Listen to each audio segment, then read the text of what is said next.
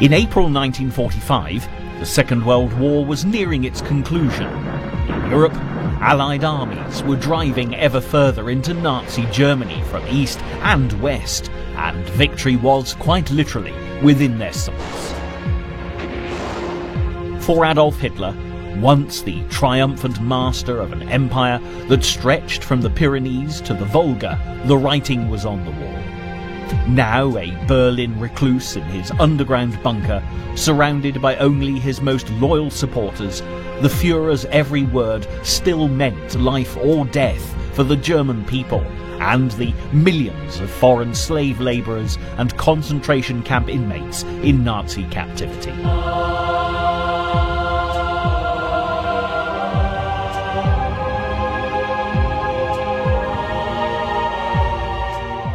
Before the guns would be finally silenced, hundreds of thousands of innocent souls would perish in the flames and rubble of the dying Third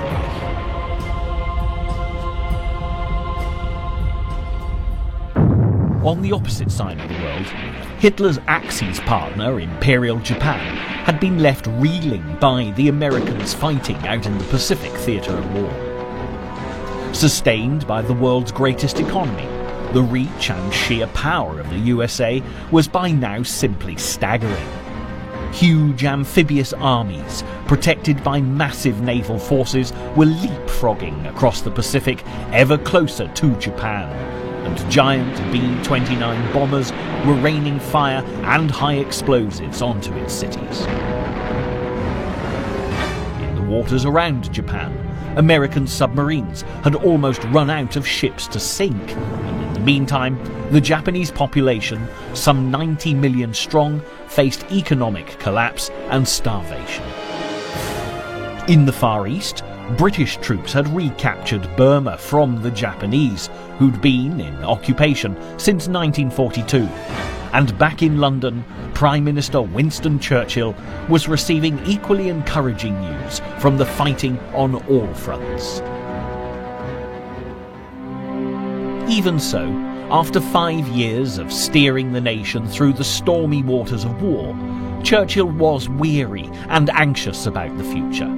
The old warrior was concerned that the British Empire, exhausted and financially drained by such lengthy fighting, would be sidelined as the end game came into view by its more powerful American and Russian allies. Winston Churchill had undeniably given his all for king and country, and an Allied victory promised to be his finest hour. But he was wise to be cautious, and quite incredibly, his own future as the nation's Prime Minister was far from assured.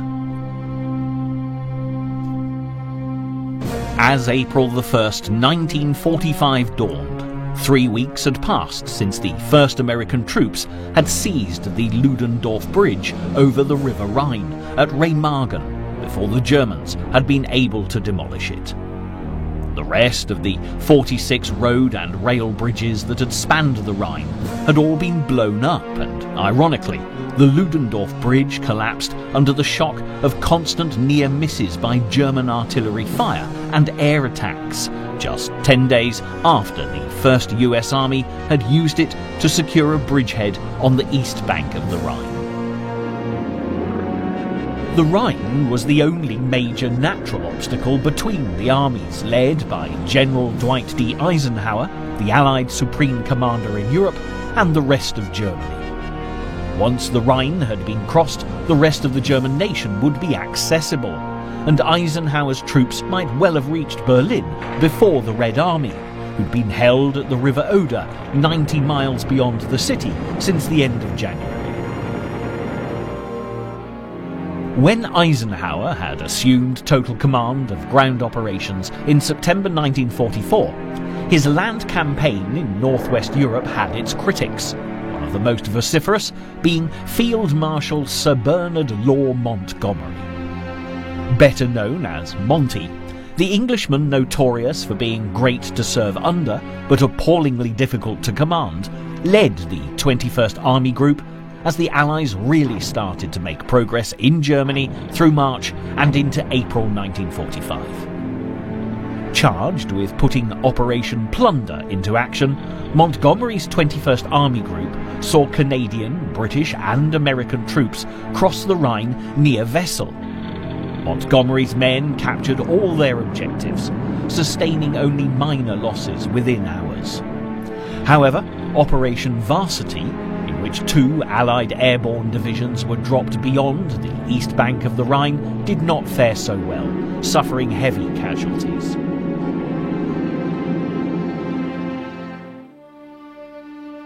Watching the drama unfold in the skies from the relative safety of the west bank of the Rhine was none other than Winston Churchill himself. Always keen to visit the front whenever he could, Churchill had travelled to General Eisenhower's tactical headquarters overlooking the river.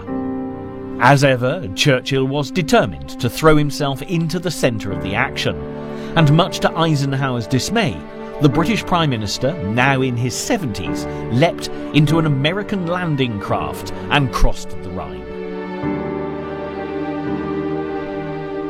But Churchill had more to contemplate than Eisenhower worrying about his personal safety, with the looming division of Europe into 2 rival ideological and military blocs.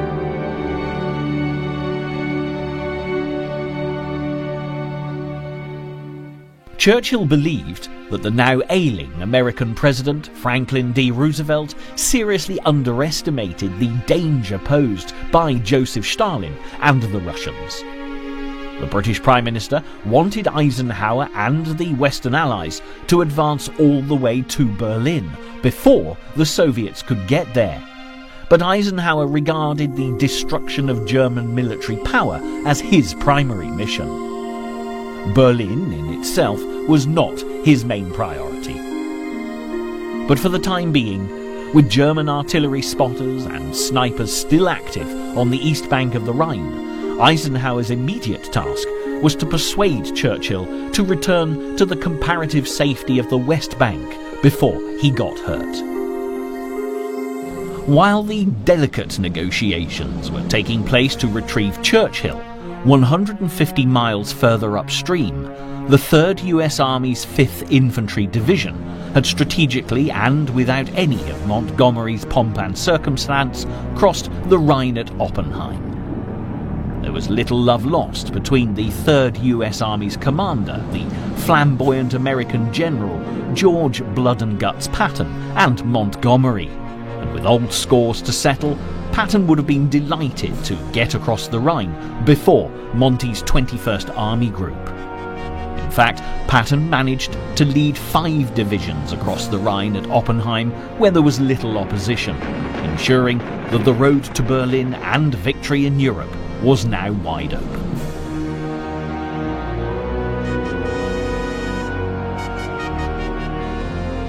But German resistance to the Allied advance was weakening daily, with a home guard made up of old men and young boys who were as afraid of what would happen as the beleaguered civilian population.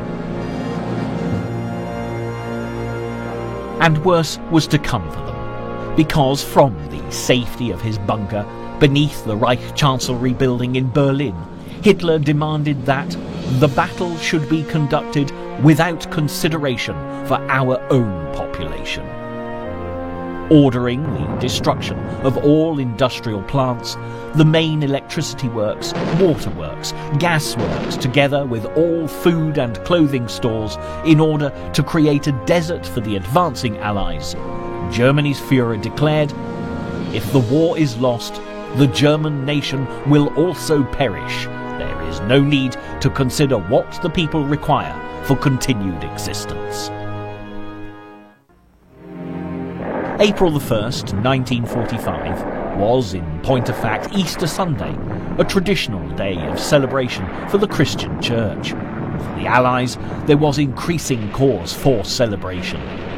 As Montgomery's 21st Army Group advanced, they were flanked by the American 9th Army, forming the northern pincer of a giant encircling manoeuvre around the Ruhr, Germany's industrial heartland, while the 1st US Army formed the southern pincer.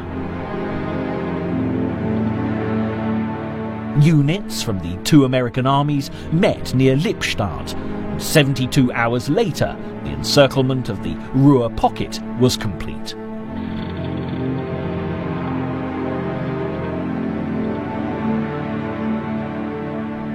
Within this slowly shrinking perimeter were the remnants of 21 divisions, totaling 430,000 German soldiers of Army Group B, together with millions of tired, hungry and frightened German civilians and foreign slave labourers, all trapped and at the mercy of the Allies.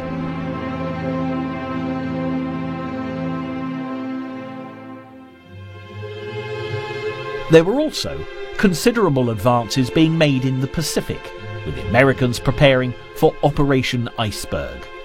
The target was Okinawa, only 340 miles from southern Japan and the largest of the Ryukyu chain of islands. If an amphibious landing was successful, Okinawa would provide the Americans with a springboard for the final invasion of mainland Japan.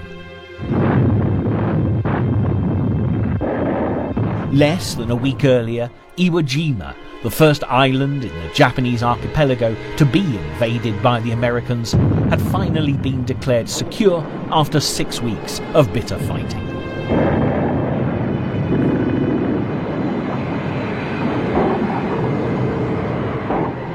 Immortalised by photographs and film showing US Marines and a US Navy medic raising the Stars and Stripes on top of Mount Suribaki 5 days after the first landings on 19th of February 1945, the Iwo Jima fighting had cost the lives of 6,825 American and 21,703 Japanese soldiers. Although an Allied victory, the Battle of Iwo Jima was a chilling prelude to Operation Iceberg. For the invasion of Okinawa, the Americans assembled a force of 102,000 soldiers, 88,000 Marines and 18,000 Navy personnel under Lieutenant General Simon Bolivar Buckner Jr., commander of the 10th US Army. Supporting Buckner's troops was a massive fleet of 1,600 ships, including 40 aircraft carriers, 18 battleships, 32 cruisers and 200 destroyers. The warships lying offshore and carrier-borne aircraft were at battle stations, ready to blast Okinawa into submission. At 6 a.m, the bombardment of the beaches at Hagushi began, and after 3 hours, the intense naval barrage ceased, and troops of the 3rd Amphibious Corps and 24th Army Corps stormed ashore. Much to the Americans' surprise, however, the assault waves encountered no opposition at all. Follow-up troops rapidly headed inland, and by noon they'd taken their immediate objectives, the airfields at Kadena and Yomitan. By nightfall, the 10th Army had more than 60,000 men ashore, and the beachhead was now 9 miles wide. But the Japanese were nowhere in sight. In fact, Okinawa's Japanese garrison had positioned itself well inland to avoid American naval gunfire, many concealed in the caves of the island's rocky landscape.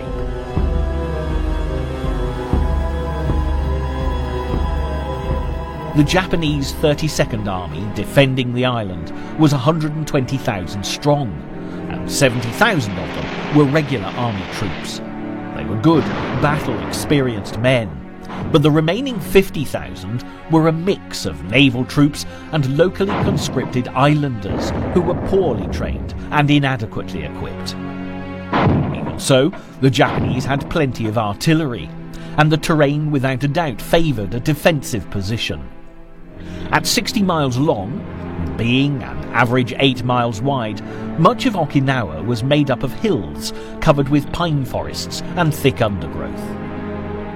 Renowned for constructing strong and well-concealed defensive positions, the Japanese were ready and waiting for the enemy as the battle for Okinawa commenced, but by April the 3rd, the Americans had reached the eastern shore, effectively splitting the Japanese forces on Okinawa in two.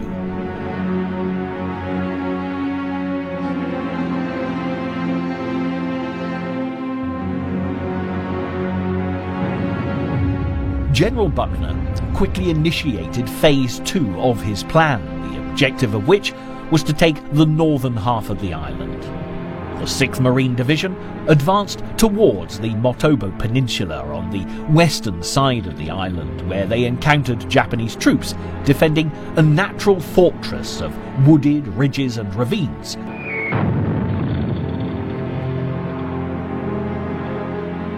But by the 18th of April, the Marines had cleared the Motobu Peninsula. Most of the northern half of Okinawa was now in American hands. In the meantime, the Allied invasion fleet off Okinawa had come under a ferocious assault from the air. The Japanese High Command had assembled more than 2,000 aircraft on airfields in southern Japan and Formosa, today known as Taiwan, to disrupt the invasion of Okinawa. And despite bombing raids on their bases by American B-29s and carrier-borne aircraft in the weeks before Operation Iceberg, many were still ready for action. Leading the Japanese air onslaught were aircraft packed with bombs and aviation fuel, flown by young pilots on a one-way suicide mission. They were the kamikaze, which in Japanese means divine wind.